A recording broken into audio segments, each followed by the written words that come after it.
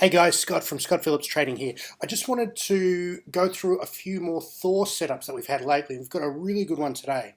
Um, so I'm looking at the USD CHF, and I just want to walk you through the setups that we've had recently. So the webinar I gave, I showed you this setup right here, where we got long on break of the high. It made 1.2R, so the stop moved to break even here.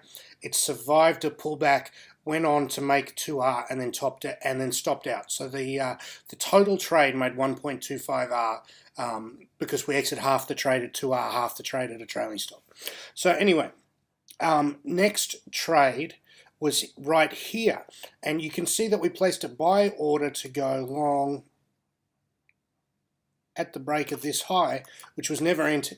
Now, one of the huge advantages of these type of setups where you're going long if the market confirms your view is that, quite a lot of the time the market doesn't do what we want it to do.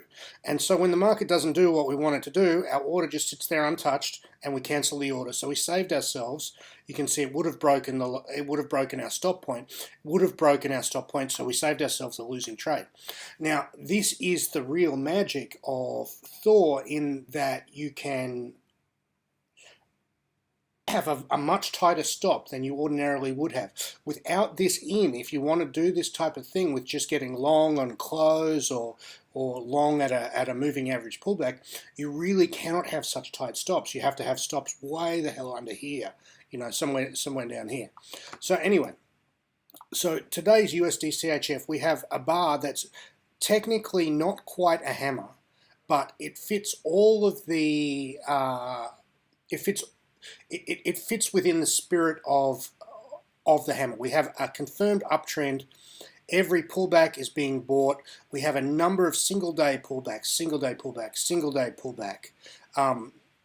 We're still in the early stages of the uptrend, so it's not confirmed yet. But if you look at how it kicked off with a little micro gap here and a trend day here. We went quite a good distance before we had our first pullback. And looking at our first pullback, it only lasted one day.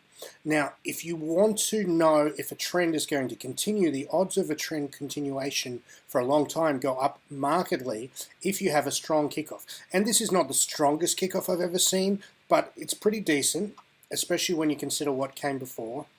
And let's look at what came before to put it in context. Here we have a very clear increase in volatility.